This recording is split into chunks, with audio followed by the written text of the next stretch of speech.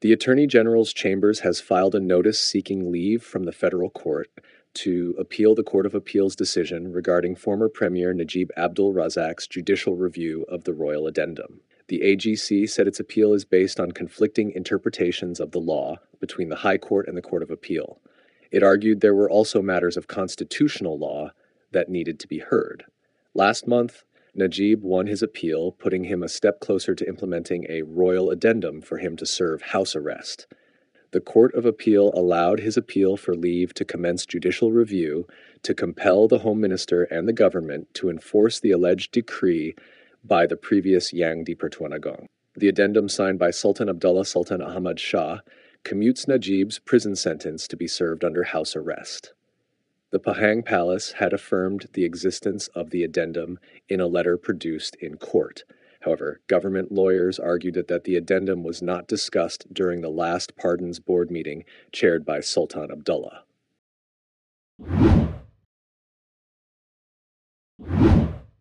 Former Law Minister Zaid Ibrahim has declined an offer to join PAS. Zaid said he appreciated the offer, but unlike former Premier Dr. Mahathir Mohamad, he is not physically strong enough to roam the country.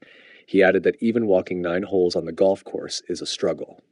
This was in response to PAS Secretary General Taqiyuddin Hassan, who had said that Zaid would be a more suitable candidate to join the Islamist Party instead of former UMNO youth chief Khairi Jamaluddin. Taqiyuddin said this after Zaid had suggested that PAS is an option for Khairi if he wants to make a political comeback.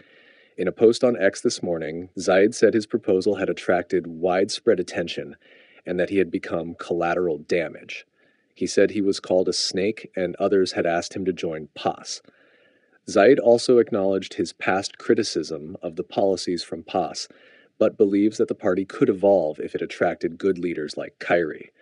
He said it's the leaders that determine the party's future, not the ideology, and he believes that with some changes, PAS can transform itself into an inclusive, responsible party with good policies for the country.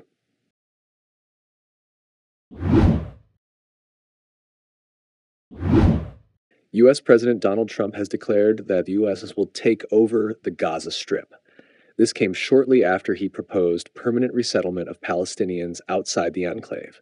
He reportedly said that they will own it and be responsible for dismantling all of the dangerous unexploded bombs and other weapons on the site, level the site, and get rid of the destroyed buildings.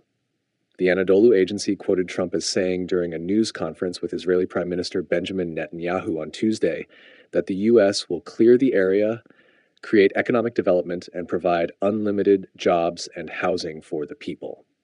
According to Bernama, earlier during a meeting with Netanyahu at the Oval Office, Trump suggested that Jordan and Egypt would accept Palestinians from Gaza, arguing that the enclave was now a demolition site and uninhabitable. Trump's controversial proposal has received widespread condemnation, with many calling it ethnic cleansing and a war crime.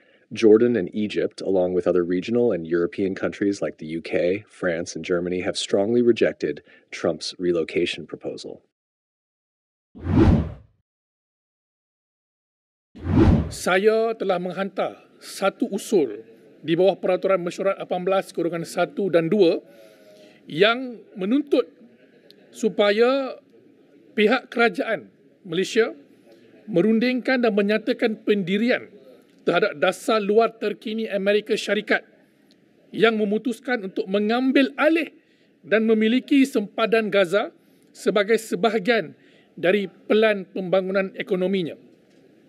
Perikatan Nasional mendesak kerajaan untuk menyegerakan usul ini dengan satu sidang khas untuk membicarakan dengan panjang lebar berkenaan dengan apa yang Presiden Donald J. Trump umumkan baru-baru tadi dengan Benjamin Netanyahu berhubung tindakan Amerika untuk menghalau, mengusir keluar rakyat Gaza ke Jordan dan Mesir.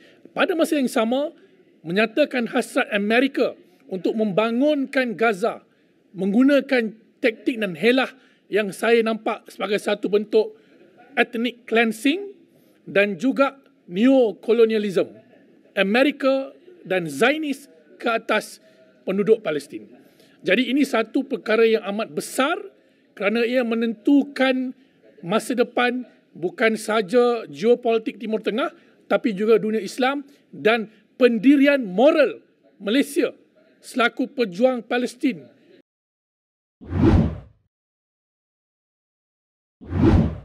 Petaling Jaya MCA youth lodged a police report yesterday, urging authorities to investigate the dispute between the party and UMNO youth chief Dr. Kamal over the term crazy horse.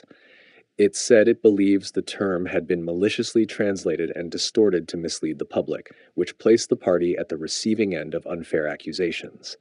Its deputy chief, Lee Ye-yuan, said, "What makes matters worse is that such misinformation could be exploited by ill-intentioned parties, further deepening social divisions and affecting harmony between different ethnic groups."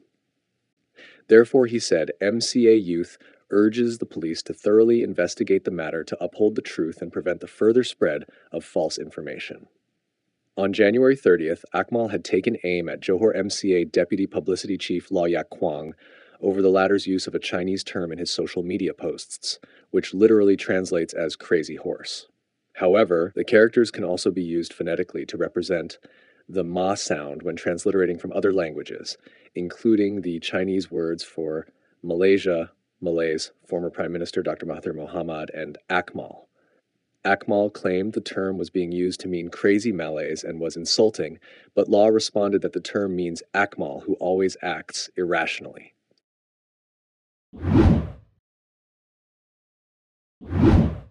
The police will utilize 3D crime scene reconstruction technology to assist in their renewed investigation of Teo Beng Hok's death.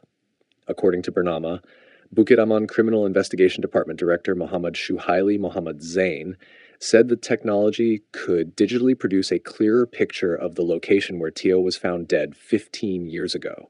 He was quoted as saying that after so long, the structure of the location has changed slightly due to time, but the police will try to reconstruct the possible incident in 3D. Shuhaili also shared that 5 special teams have been set up for the investigation since Teo's death in 2009, and based on the latest information, police would call up over 40 witnesses, including those they believe will not be located as they have returned to their own country. He expressed optimism that the police would be able to complete their investigation before May and would not hesitate to return to the preliminary investigation if needed. On November 21st last year, the Kuala Lumpur High Court ordered the police to complete the investigation into Teo's death within 6 months, after appeals court judge Wan Ahmad Farid Wan Saleh allowed a judicial review application by Teo's parents.